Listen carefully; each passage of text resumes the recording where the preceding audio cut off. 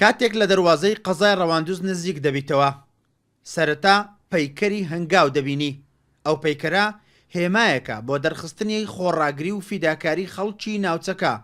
هەمیشە هەنگاویان بۆ ناوە. هەموو جۆرە زوڵم و ستەم و حکمی دکتاتۆریان ڕەت کردوتەوە بەبێ جیاوازی هەردوو ڕەگەز لە ژن و پیاو لە سەنگەری قارەمانەتیدا ڕۆڵی گرنگ و کاریگەریان هەبووە.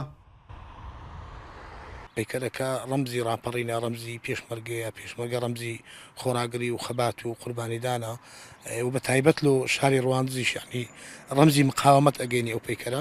بەڵام بەداخەوە ئێستا نەخرێتە سەر ممتەلەکاتی وەزارەتی ڕۆشنبیری بۆی گرنگی پێ بدەن، نۆژەنی بکەنەوە وەکو باقی هەموو ئەو شوێنەوارانەی هەنا. جگەلەوە کۆمەڵک شوێنەواری دیکەشێ لە ڕواندز، بەڵام فەرهەمۆش کرا، ینی شوێنەوارە کۆنەکانی سەردەمی پاشای گەورەیان کۆمەڵک شوێنەواری دیکەش. ئەوە بە لۆ ڕواندز ئەو پیکەرە هێمایەکی جوانی هەیە، کە ڕواندز هەر لە نۆتویەکەوە ڕاپەڕینی ئەنجام نەدا. ینی ئەگەر بین تەماشای مێژوو بکەین لە 1950 ڕاپەڕینێکی گەوری ئەنجامدا ئەو کات کە سوپای عراق لەو پەڕی بەهێزی و بە قووەتیدا بوو. پەیکەری هەنگاو لە ساڵی 1992 لەلایەن هێرۆ ئیبراهیم ئەحمەد بەخشراوە بە قەزای ڕەواندوز. لەو ساوا چەندان جار بەدەستی ئەنقەز شکێنراوە و شێوێنراوە، زۆر جاریش هەوڵی لە ناوبردنی دراوە، بەڵام هەموو جارێک خەڵکی ڕەواندوز نۆژەنیان کردوتەوە و لە ناوچوون پاراستویانە.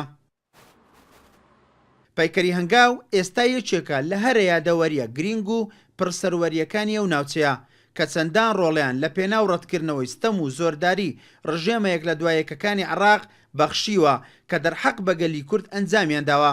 بۆیە لە ئێستاشدا داواکارن ئەو پەیکەرە کە هێمای ئازایەتی و فیداکاری و خەڵکی ڕەواندوزە بخرێتە سەر دامەزراوەیەکی حکوومەتی هەرێم و نۆژەن بکرێتەوە و بپارێزرێت.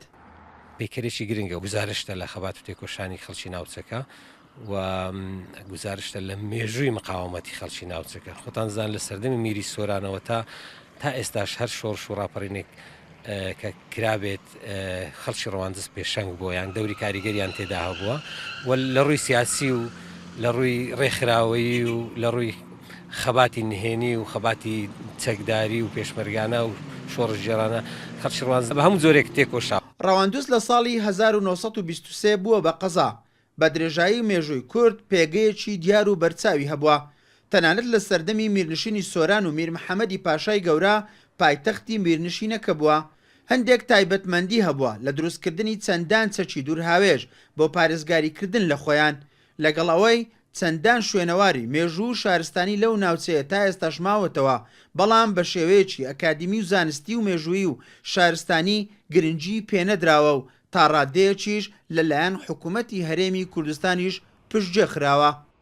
پەیکەری هەنگاو لە قەزای ڕەواندوز کە دوای ڕاپەڕین بنیات دراوە، گزارش دەکا لە خۆڕاگری و قارەمانەتی فیداکاری خەڵکی ڕەواندوز.